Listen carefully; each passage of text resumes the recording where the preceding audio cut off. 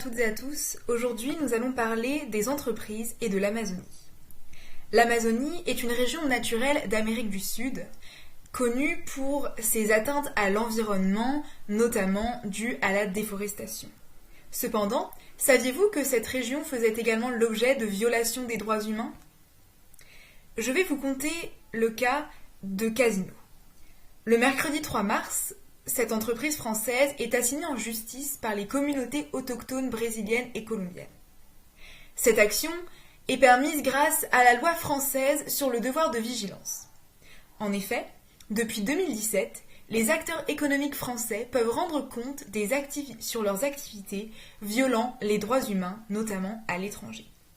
Cependant, vous verrez que cela n'empêche pas les entreprises de continuer à violer les droits de l'homme en toute impunité. L'élevage commercial de bétail est interdit par la loi internationale sur 3 sites protégés de l'Amazonie. Or, l'entreprise JBS, une des plus grosses chaînes agroalimentaires du Brésil qui fournit des entreprises telles que Casino, exploita ce site, causant la perte de territoires traditionnels protégés par la loi brésilienne. La responsabilité est bien évidemment à cette entreprise, à cette chaîne d'agroalimentaire qu'est JBS. Mais les entreprises qui font du commerce avec JBS ne sont pas également fautives.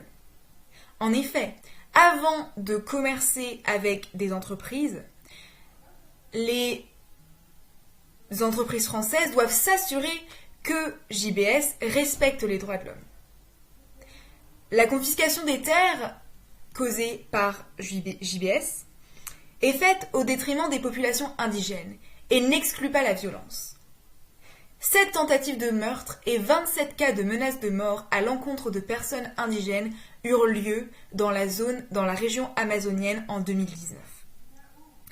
Cette violence et cette haine à l'égard des populations autochtones est notamment renforcée par la politique du président brésilien Jair Bolsonaro, qui n'hésite pas à faire passer l'économie avant l'environnement, avant les droits de l'homme, mais également avant la souveraineté de ces territoires par les populations autochtones.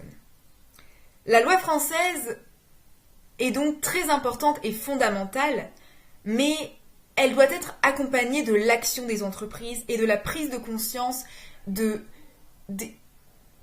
violations du droit humain au risque d'être inefficaces. On espère que ce podcast t'aura éclairé. Nous, on est heureux et heureuses d'avoir partagé cela avec toi. N'hésite pas à faire de même et à partager ce podcast à ton entourage. C'était l'équipe de l'antenne jeune Amnesty Chagall pour Our Human Rights. Nos droits